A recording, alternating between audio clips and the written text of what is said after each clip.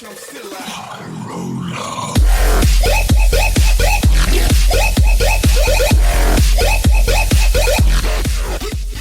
Hello and welcome, 3ZPZ or Eric, and today we are on Clash Royale and I'm going to show you guys my army that is currently working really well for me. I've gained about 200 trophies and hopefully this deck would make it up to a legendary arena, which is 3,000 trophies with a bit of upgrades. Now here it is. It's basically a combination of the Royal Giant, which is really commonly seen right now, the Hog Cycling or the Hog Push, whatever you guys want to call it.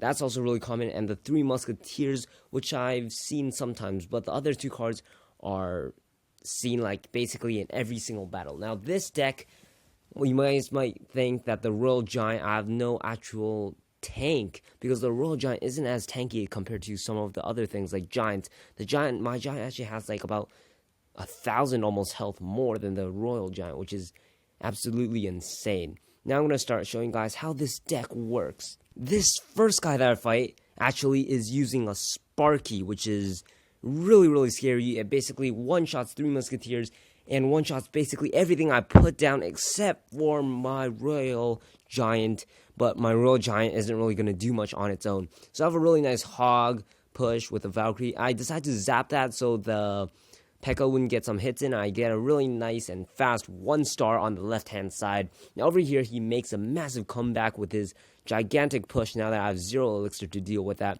My Royal Giant just gets destroyed, and I tried stalling a bit, and my Barbs and Goblins actually ended up dealing with that Sparky.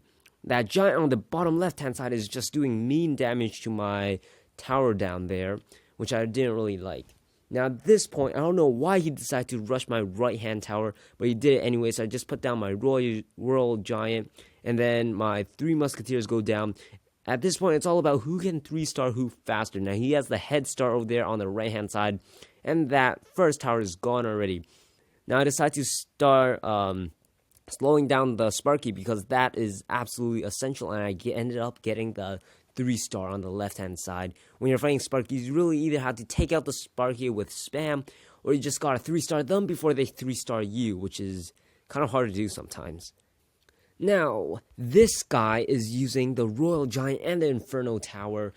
Inferno Towers are also commonly used now in Royal Arena, or at least the high parts of Royal Arena. There's his Inferno Tower, and I decide to back up my Musketeer on the right-hand side with my Barbs. The point of splitting up your Musketeers is so that a Fireball or a Rocket cannot just kill them all at once. If you don't get them killed all at once, it's actually really good worth, because 3 Musketeers, that's 12 elixir normally, but with 9 elixir, you get like an extra 3 elixir to do whatever you want. Now, you got a really good Inferno to take out my Royal Giant. It only did about 600 damage on the left-hand side. Now, let's see what this guy's going to do next. So at this point, I saw that he had a Royal Giant. I'm going to save up my Barbarians to deal with that. Now, I split up my Musketeers again. He decides to fireball the left Musketeers, and he had a really nice push going on the right-hand side. He does a ton of damage right here. And my Musketeers and Barbs ended up dealing with it, but with 500 health left, I decided to back it up with a Hog Rider and zap it. And I do some really nice damage and basically take out that entire tower just with my Hog Rider.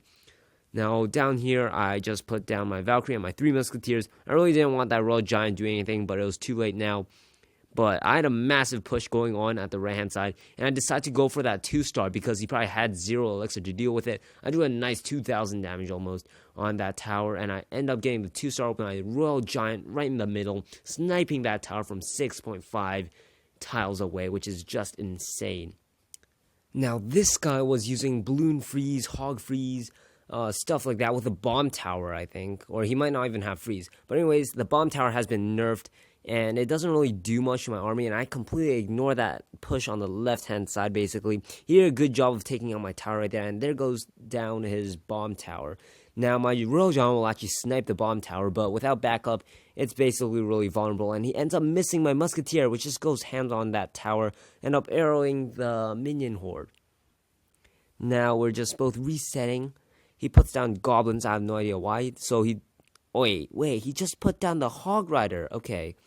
So my level 8 Barbs deal with that pretty well, and there's a really nice combo. The Bomb Tower was just distracted on that Hog Rider while my Barbs just took out almost the entire tower. It's back at 600 health, and at this point I'm not really worried because my Royal Giant or something would end up dealing with it. Now this is the point where I saw the balloon, I was like, oh crap, this guy, I had nothing against this guy. So my tower's down to about almost 200 health, but that minion horde gets shredded after my arrows, and I had a nice push going on until it all got fireball. But that one barbarian came in clutch for me and took out that tower, which was really nice.